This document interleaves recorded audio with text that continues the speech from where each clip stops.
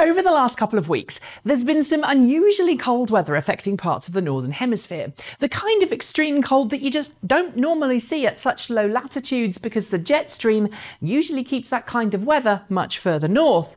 And while the destabilisation of the jet stream should have you rightly worried, it's basically becoming less and less stable due to climate change, which in turn leads to really crazy weather patterns. The talk right now has focused on how freaking cold it got in parts of the US and Europe, and how that cold has affected our day-to-day lives.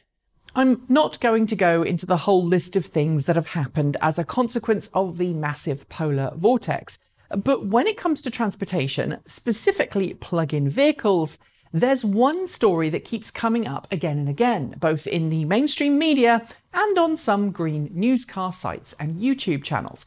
Cold versus electric car range. Depending on whom you listen to, this cold snap has either proved that electric cars aren't up to, quote, real-world life, has cast doubt over the longevity of electric car battery packs, or in some cases even implied that Tesla isn't designing its cars correctly. I've already covered cold weather and electric cars on this channel before, but now it feels like a good time to revisit the topic and explain just why electric cars have seemingly lost an awful lot of range in this cold winter, and why your brand new Tesla Model 3, Nissan Leaf, Chevrolet Bolt, or whatever else you recently purchased seems to have some pretty big issues with range in this winter. And it's not about the heater either, at least not all about it. Usually, of course, at this point I'd get Erin to animate something, but because the story is in the spotlight right now, and Erin's actually working from home today because we have sheet ice on our local roads, I'm afraid that for now you're stuck with stock footage. Onto the video. So why do electric cars travel less far in cold weather? The answer has everything to do with electrochemistry, and perhaps a little more heater use than usual.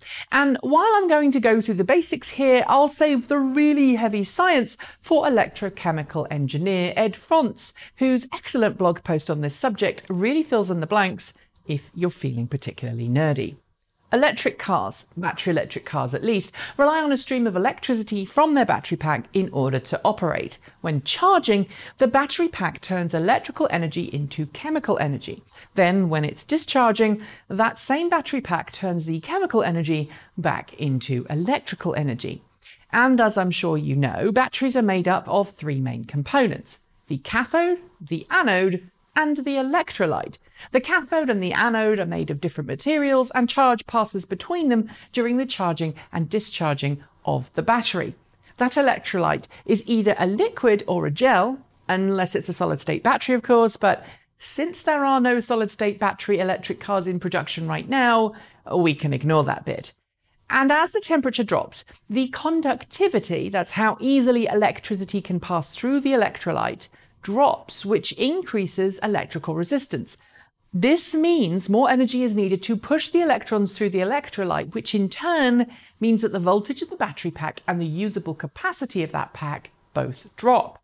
At the cathode and the anode too, there are slowdowns because there's less kinetic energy in the battery. All molecules have less energy as temperature drops, which in turn means that chemical reactions happen a little more slowly too.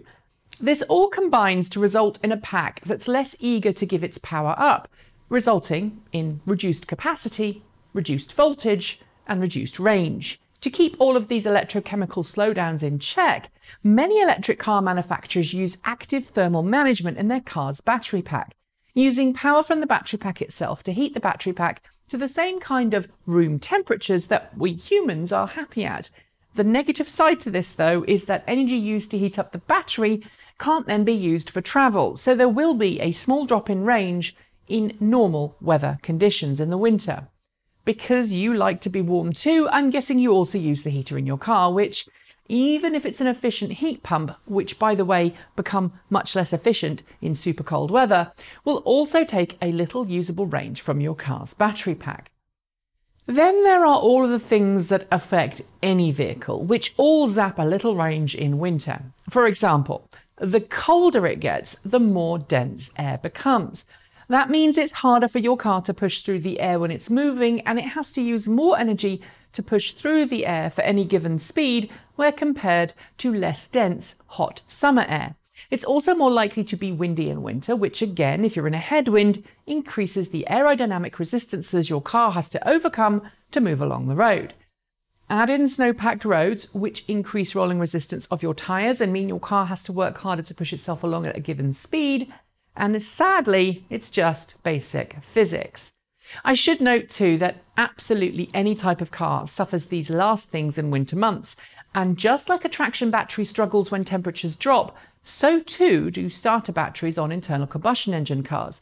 Voltage drops occur there due to increased internal resistance, as well as increased mechanical resistance in the starter motor and engine, which contributes to making starter motors work harder in the winter and leads to all of those dead batteries around February in ICE cars.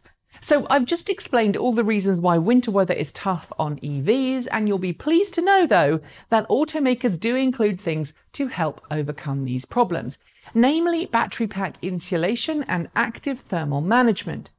Leave your car unplugged in frigid temperatures below zero and your car will have to use more of its stored energy to keep the battery pack warm, which will in turn take range away from your vehicle. Plug the car in and leave it plugged in until you need to use it, and the battery pack will be kept warm using power from the electrical grid, which will save you range.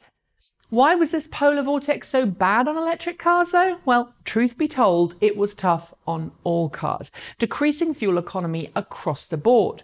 And the colder it gets, the harder your vehicle has to work, regardless of what it uses to power it. So, Nikki, I hear you say, does this mean electric cars are rubbish at the North Pole? Well, to that, I have a simple answer. No.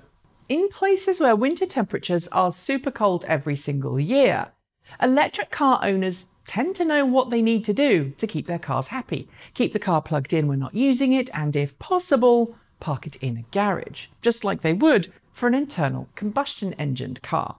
The issue with last week's polar vortex, however, was that not everyone could or did exactly those things. Parking your car outside at -50 with wind chill for 8 hours when you're at work will absolutely kill EV range. Parking it outside your house without plugging it in will do the same. And since super cold places tend to have outlets for every parking spot, for engine block heaters, it's more likely that those in places where it regularly gets really cold will be able to keep their car's battery pack warm more easily than those who normally only have moderately cold weather every year. That's it. Thanks for joining me, and see you next time.